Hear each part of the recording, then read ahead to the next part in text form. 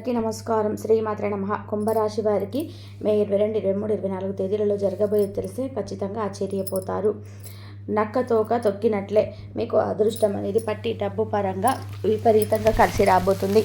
అలాగే మీరు కోరింది కోరినట్టుగా జరగడానికి చాలా మంచి అవకాశాలు ఈ 3 రోజులలో మీకు అద్భుతంగా ఉన్నాయి. మీకు ఆ దైవానుగ్రహం అనేది పుష్కలంగా ఉండి జాతక పరంగా మీకు అదృష్టం అనేది కలిసి వచ్చిందని చెప్పేసి ఈ వీడియోలో క్లియర్గా చెప్పడం అనేది జరిగింది. ఎందుకంటే నేను చెప్తున్న మాట కాదండి, పెద్ద పెద్ద పండితులే చెప్తున్నటువంటి మాట అన్నమాట. ఈ కుంభరాశి వారు వీడియోని మీరు పూర్తిగా చూసినట్లయితే అసలు అదేంటి అనేది మీకు క్లియర్గా అర్థమవుతుంది. కాబట్టి వీడియోని పూర్తిగా వినండి. అలాగే వీడియోకి ఒక లైక్ ఇచ్చి సపోర్ట్ చేయండి. ఈ కుంభరాశి వాళ్ళు వచ్చేటప్పటికి రాశి పరంగా 11వ రాశి. ఈ రాశికి అధిపతి శని. ఈ రాశి వారికి శని ఇప్పుడు ఏంటంటే 11వ స్థానంలో ఉండడం వలన వీరికి సంపాదన అనేది రెట్టింపు అవుతుంది. అంటే ఆకస్మిక ధన ప్రాప్తి అనేది కలుగుతుందని చెప్పుకోవచ్చు అనమాట. అంటే మీరు చేసేటువంటి ఉద్యోగాలలో మీకు ప్రమోషన్స్ రావడము, అలాగే మీకేంటంటే విదేశాల్లో ఏదైనా ఉద్యోగ అవకాశాలుగా వ్యాపారం చేసుకునే వారికి అవకాశాలు కానీ రావడం, వ్యాపారంలో బాగా కలిసి రావడము, ఇట్లా మీకేంటంటే మీకున్నటువంటి ఆస్తులు ప్రాపర్టీస్ ఏమైనా ఉంటే మంచిగా రేట్లు పెరగడం. అంటే ఒక 10 లక్షల రూపాయల ప్రాపర్టీ ఉందనుకోండి, అది 20 లక్షలు అవ్వడము. శాలరీస్ ఏవైనా 50 రూపాయలు 50,000 శాలరీ ఉంటే మీకు సడన్గా ఇంకొక 10,000 20,000 ఎక్స్ట్రా పెంచడము, ప్రమోషన్స్ రావడము, ఇట్లా మీకేంటంటే ఆకస్మిక ధన ప్రాప్తి అనేది కలుగుతుంది. అది చిన్న పని అవ్వచ్చు, పెద్ద పని అవ్వచ్చు, ఉద్యోగం, వ్యాపారం, ఆఖరికి కూలీ పని వాళ్ళకైనా సరే మీకు సంపాదన అనేది ఎక్కువగా వచ్చేటువంటి అవకాశం అనేది ఉంటుంది. అంటే ఊహించని డబ్బు అంటారు దీన్ని, ఆకస్మిక ధన ప్రాప్తి అంటారు. మీకు ఈ ఆకస్మిక ధన ప్రాప్తి అనేది పుష్కలంగా ఉంది. ఈ 3 రోజులు వచ్చేటప్పటికి ఖచ్చితంగా మీకు ఊహించిన దానికంటే కూడా ఎక్కువ డబ్బు అందడం చూసి మీరే ఆశ్చర్యపోతారు. అలాగే ఈ 3 రోజుల్లో మీకు చాలా వరకు కూడా బిజీగా ఉండేటువంటి అవకాశం కూడా ఉంది. అంటే ఉదయం లేచిన దగ్గర నుంచి రాత్రి పడుకునేంత వరకు కూడా తినడానికి కూడా ఖాళీ లేనంత బిజీగా మీరు ఉంటారని చెప్పుకోవచ్చు. కానీ మీకు 22, 23, 24 తారీఖు 3 రోజులలో కొంచెం కుటుంబంతో కలిసి ఉండే అవకాశం అనేది ఉంటుంది. కాస్త పనులని పక్కన పెట్టేసి కాస్త కుటుంబంతో గడిపేటువంటి అవకాశం ఉంటుందని చెప్పుకోవచ్చు. కానీ ఆ రోజు కూడా బిజీగా ఉంటారు. కాకపోతే ఆ రోజు మీకు ఇష్టమైనటువంటి ఆహారం వండించుకొని తినడము, కుటుంబంతో కాసేపు సంతోషంగా గడపడము, ఇలా కుటుంబానికి ప్రాధాన్యత ఇస్తారని చెప్పుకోవచ్చు. అలాగే మీకేంటంటే ఇంకా చాలా వరకు కూడా భార్యాభర్తల మధ్యలో ఉన్నటువంటి మానసిక మనస్పర్ధలు ఇలా తరచు గొడవలు పడుతూ ఉండవచ్చు. అలా గొడవలు పడుతూ ఉండేవాళ్ళు ఎదురుపు చూసుకున్నట్లయితే భార్యాభర్తల మధ్య అన్యోన్యత అనేది పెరుగుతుంది. వారు ప్రేమగా ఉండేటువంటి అవకాశం అనేది ఉంటుంది. అలాగే కాకపోతే మీకేంటంటే కొన్ని చిన్న చిన్న సమస్యలు కూడా వస్తాయండి మీకు మీ రాశిపరంగా. వాటి కోసం చిన్న చిన్న పరిహారాలు లాంటివి చెప్తాను. అవి చేసుకున్నట్లయితే ఆ సమస్యల నుంచి మీరు ఈజీగా బయటపడవచ్చు.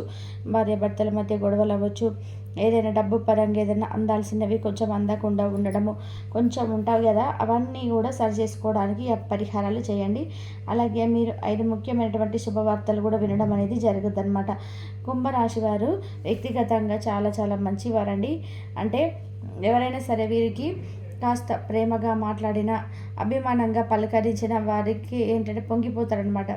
అంటే అవతల వాళ్ళు పూర్తిగా నా మనుషులు అనేటువంటి మనస్తత్వం ఈ కుంభరాశి వాళ్ళకి ఉంటుంది. కానీ వీరి మీద ఎదుటివారికి ఎక్కువగా ఈర్ష్య ద్వేషాలు అనేటివి ఉంటాయి. అంటే నిజంగా ప్రేమ అనేది వీరికి ఎదుటివారికి ఉండదు. అలా వాళ్ళు ఏంటంటే వీరిని అవసరానికి వాడుకుందామన్న లెక్కల్లో ఆలోచిస్తూ ఉంటారనమాట. అంటే అవసరమైనంతసేపు నువ్వు నాకు ప్రాణము, నువ్వంటే ఇష్టము, నేను నమ్ముతాను, నువ్వు చెప్పినట్టుగా వింటాను, ఇది అని చెప్పేసి 100 రకాలుగా చెప్తారు. అవసరం తీరిపోయిన తర్వాత మళ్ళీ పిలిస్తే తప్ప పలకరు. అలా ఉంటుందన్నమాట ఈ రోజులలో జనాల యొక్క మైండ్ సెట్ అనేది. కాబట్టి కుంభరాశి వారు ఏంటంటే కాస్త వ్యక్తులతో జాగ్రత్తగా ఉండండి. అలా అని చెప్పేసి అలా అని చెప్పేసి వీరు అంటే అద్దంలో చూపించినట్టుగా ప్రత్యేకంగా ఆ భేదాభిప్రాయాలు అనేవి చూపించవద్దు. ఎందుకంటే వీరు అలా చూపించిన ఎదుటి వాళ్ళకి కోపంగా మాట్లాడినా, కోపంగా ప్రవర్తించిన వారేంటంటే మీ మీద ద్వేషం పెంచుకునేటువంటి అవకాశం అనేది ఎక్కువగా ఉంటుంది. కాబట్టి కాస్త మీరు వారితో జాగ్రత్తగా ఉండండి. మీ పని మీరు చేసుకుంటూ వెళ్ళండి. జనంతో ఎక్కువగా టచ్లో ఉండొద్దు. అంటే నలుగురిలో ఉండాలి కానీ మన పని ఏందో మనం అన్నట్టుగా ఆ లెక్కల్లో ఉంటేనే ఈ రోజులో కరెక్ట్ అండి. ఎందుకంటే ప్రపంచం అంతా కూడా స్వార్థంగా తయారైంది. అంటే ఒకరి కష్టాలు ఒకరికి ఎలా ఉంటున్నాయంటే అది ఒక కథల్లాగా చెప్పుకోవడానికి, ఒక కథల్లాగా అదొక టైం పాస్ లాగా ఇలా వాడుకుంటున్నారు. ఇప్పుడు మీరు ఏదైనా కష్టాలు చెప్పారనుకోండి మీ స్నేహితులు అనుకొని చెప్పేసి, ఇలా మాకు ఇట్లా అయింది, ఇట్లా జరిగిందిరా, మా భార్యాభర్తల మధ్య కొంచెం గొడవలు వచ్చాయి అని చెప్పేసి, అది ఇది అని చెప్పేసి స్నేహితుడు అని చెప్పేసి మీరు చెప్తారు. కానీ వాళ్ళు దాన్ని ఎలా వింటారు అంటే, ఇక మీ ఎదురుగా ఉన్న అలా ఎందుకు చేయమాకండి అని చెప్పేసి అలా మంచిగా చెప్తూనే మీ ఇద్దరి మధ్య ఇంకా సమస్య పెంచేటువంటిగా అలా చెప్పడం, మీరు అది వెళ్ళిపోగానే ఇంకా మీకు మిగిలిన వాళ్ళు ఒక నలుగురు కూర్చొని ఇట్లా గొడవ పెట్టుకున్నారంట, వీళ్ళకి ఇడికింతే జరగాలి, ఇలాగే ఉండాలి, వీళ్ళేమన్నా మామూలుడా, నేను అంతకు ముందులో ఒక 200 రూపాయలు అడితే ఇవ్వలేదు, వీడికి ఇలాగే ఉండాలి, అది ఇది అని చెప్పేసి వీళ్ళేంటంటే మీ బాధల్ని వారు టైంపాస్లుగా మార్చుకునేటువంటి అవకాశం అనేది ఉంటుంది. కాబట్టి ఇప్పుడు మీరు వాళ్ళకి చెప్పారు, వాళ్ళు ఏమన్నా మీకు కష్టాన్ని తీర్చారా, ఏమన్నా ఆర్చారా, లేకపోతే ఏదైనా డబ్బు అడిగారు అనుకోండి, వాళ్ళు ఏమైనా ఇస్తారా మీకు? ఆ డబ్బు ఇవ్వరు కదా. అంటే వారి వల్ల మీకు ఎటువంటి ఉపయోగము ఉండదు. అలాంటప్పుడు ఎందుకు చెప్పుకోవాలి? నవ్వుల పాలవ్వడం తప్ప వచ్చేటువంటి ప్రయోజనం ఏమీ ఉండదు. కాబట్టి ఇంకేమైనా కష్టం ఉంటే కొండంత దేవుడికి చెప్పుకోండి. ఆయన మన బాధలు ఆలకించి మనకి సమస్యలకి పరిష్కారం అనేది ఇస్తాడు. అంతేకాని ఈ మనుషులకి చెప్పుకుంటే ఏం ప్రయోజనం అండి? మనుషుల్లో ఈ రోజులలో అంటే వెనకటి రోజుల్లో నమ్మకాలు, ప్రేమలు, అభిమానాలు, ఆప్యాయతలు ఉన్నాయి. కానీ ఇప్పుడు ఈ రోజులలో మనం గమనించినట్లయితే రక్త సంబంధీకుల మధ్యనే ప్రేమ, అభిమానాలు ఉండటం లేదు. వాళ్ళే చూడలేకపోతున్నారు ఒకరినొకరు. అంటే అక్క చెవెళ్ళు అవ్వచ్చు, అన్న తమ్ములు అవ్వచ్చు, ఇలా బంధువులు అవ్వచ్చు, ఇలా మన అనుకున్న వాళ్ళే మనల్ని చూడలేకపోతుంటే ఇంకా బయట వాళ్ళకి ఎందుకు ఉంటుంది? కాబట్టి అది కూడా ఆలోచించుకొని జనంతో ఏంటంటే ఇప్పుడు నేను చెప్పేది ఎక్కువగా మాట్లాడండి, అవసరమైనంత వరకు కూడా మాట్లాడండి. అంతేగాని మంచిగా మాట్లాడుతున్నారు కదా అని చెప్పేసి 4 మాటలు మాట్లాడాల్సిన దానికన్నా కూడా ఎక్కువగా మాట్లాడితే మాత్రం మీరు అలసైపోతారు. కాబట్టి దానివల్ల మీ నష్టం కూడా జరుగుద్దని చెప్పేసి ఇక్కడ క్లియర్ చెప్పడం అనేది జరుగుతుంది. చాలా వరకు కూడా మీ అనుభవాలు మీకు పాఠాలు నేర్పిస్తాయి. కానీ మీకు తెలియని కొంతమంది ఉంటారు కదా, వాళ్ళు కూడా తెలుసుకొని జాగ్రత్త పడితే మంచిది. కాదు మేము అనుభవపూర్వకంగానే తెలుసుకుంటాము అంటారా, అది మీ ఇష్టం అనమాట. అట్లా ఈ 3 రోజులలో కొంచెం జనంతో జాగ్రత్తగా ఉండండి. తర్వాత అయినా సరే జాగ్రత్తగా ఉండండి. ఇక మీకు కష్టానికి తగినటువంటి ప్రతిఫలాన్ని మీరు ఖచ్చితంగా కూడా చూస్తారు ఈ 3 రోజులలో. అంటే చెప్పాను కదా, మీకు శని 11వ స్థానంలో ఉండటం వలన మీ కష్టానికి తగినటువంటి ప్రతిఫలం అంటే ఆకస్మిక ధన ప్రాప్తం అనేది కూడా కలుగుతుందన్నమాట. అలాగే మీకు అన్ని గ్రహాలు కూడా అనుకూలంగా ఉన్నాయి. బృహస్పతి, గురుడు, అలాగే శని గ్రహము, కుజగ్రహము ఇలా కూడా మీకు కొంచెం అనుకూలంగానే ఉన్నాయి. కాకపోతే ఇంకొంచెం అనుగ్రహం కోసం కొన్ని సమస్యలు వచ్చేటువంటి అవకాశం ఉంది.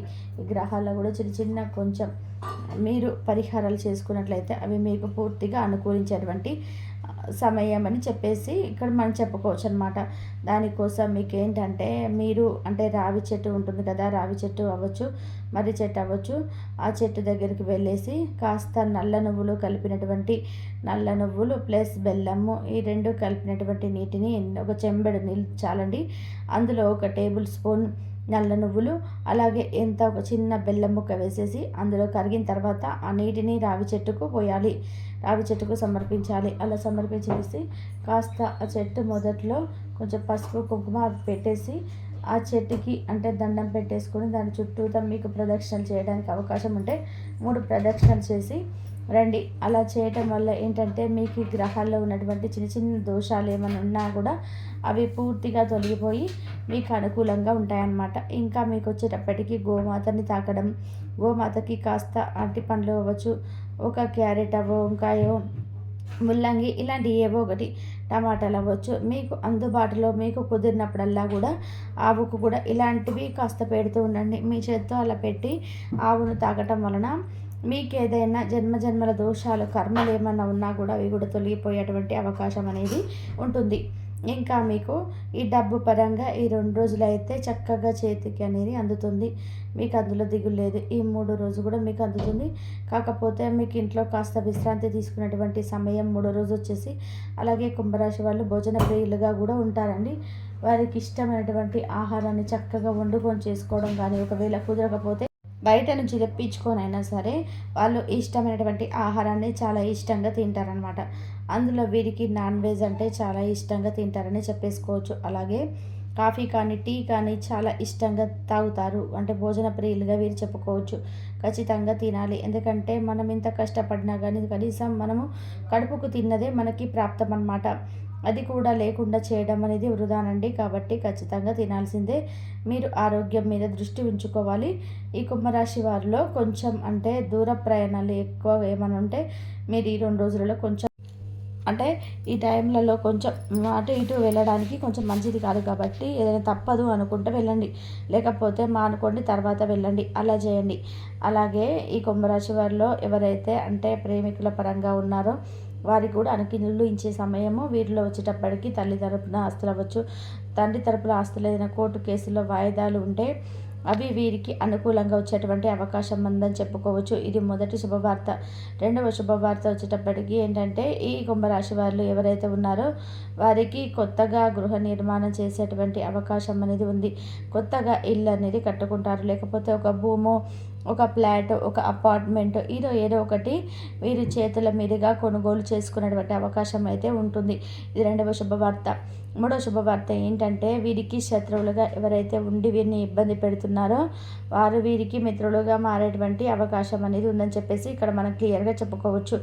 నాలుగో శుభవార్త ఏమిటంటే విదేశీ ప్రయాణాల కోసం ఎంతగా ఎదురు చూస్తున్నారో కుంభరాశి వ్యక్తులకు. అలా అంటే ఒక ఉద్యోగపరంగా వెళ్ళి అక్కడ సెటిల్ అయ్యి బాగా సంపాదించుకోవడానికి, వ్యాపారం ఏదైనా చేయడం కోసం అవ్వచ్చు, స్టడీస్ కోసం అవ్వచ్చు, ఇట్లా ఏదైనా ఉంటే అక్కడ అనుకూలించేటువంటి సమయం అని చెప్పుకోవచ్చు అనమాట. అంటే విదేశీ ప్రయాణం యొక్క ప్రాప్తి అనేది ఉంది.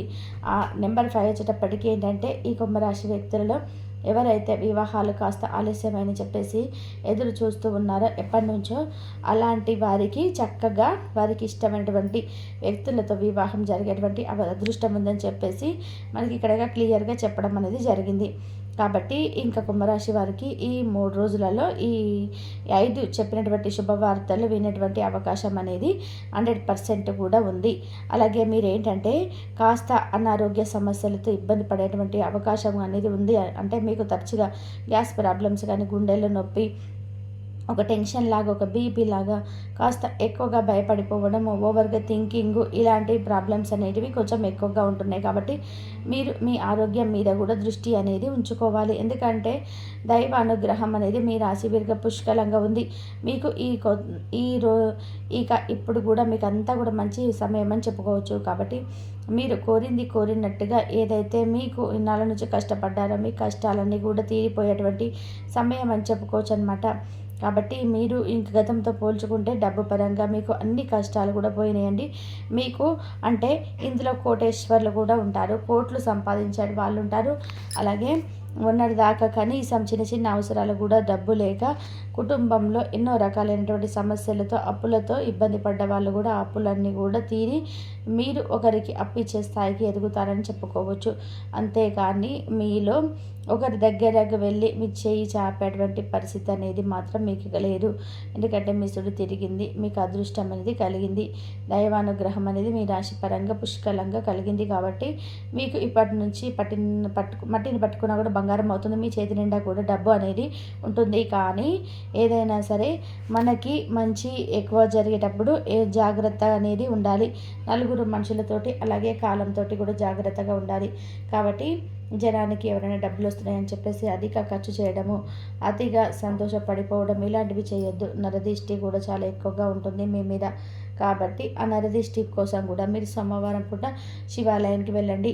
శివాలయానికి వెళ్ళేసి శివుడికి కూడా కాస్త అభిషేకం చేయడము, మారేడు దళం మీద ఏదైనా సమర్పించి అక్కడ ఏదైనా ఒక పండు ఏదైనా సమర్పించి శివాలయంలో చుట్టూతా కూడా కొంచెం ప్రదక్షిణ చేసేసి ఆ విభూతిని ధరించటము, ఇలాంటివి కూడా కొంచెం చిన్న చిన్న నియమాలు పాటించండి. సోమవారం పూట ఈ కుంభరాశి వాళ్ళు శివాలయానికి వెళ్ళి విభూతిని కూడా తీసుకొచ్చుకొని మీరు స్నానం చేసేటువంటి నీటిలో చిటికడి విభూతిని కలుపుకొని స్నానం చేయడం వలన మీ జాతక పరంగా ఏదైనా దోషాలు, మీ వంటి పరంగా ఏదైనా అనారోగ్య సమస్యలు ఉన్నా కూడా పూర్తిగా తొలగిపోయేటువంటి అవకాశం అనేది ఉంటుంది. కాబట్టి దిష్టి పరంగా కూడా జాగ్రత్తగా ఉండండి. కాస్త రాళ్ళతో కూడా అప్పుడప్పుడు దిష్టి చేసుకోండి. విద్యార్థులకి బాగుంది. సంతానం లేని వారికి కూడా సంతానం ఖచ్చితంగా కలుగుతుంది. వీళ్ళలో కొంతమందికి ఓవర్ వెయిట్ ఉంది, అది తగ్గించుకుంటే సంతానం తప్పకుండా కలుగుతుంది. అర్థమైంది కదా. ఈ 3 రోజులు ఎలా ఉంటుందనేది మన వీడియో నచ్చితే చిన్న లైక్ ఇచ్చి సపోర్ట్ చేయండి. మీరు లైక్ చేయడం వల్ల మీరు వీడియో మరికొంతమంది కుంభరాశి మిత్రులు కూడా చేరి వారికి కూడా తెలుసుకునే అవకాశం అనేది ఉంటుంది.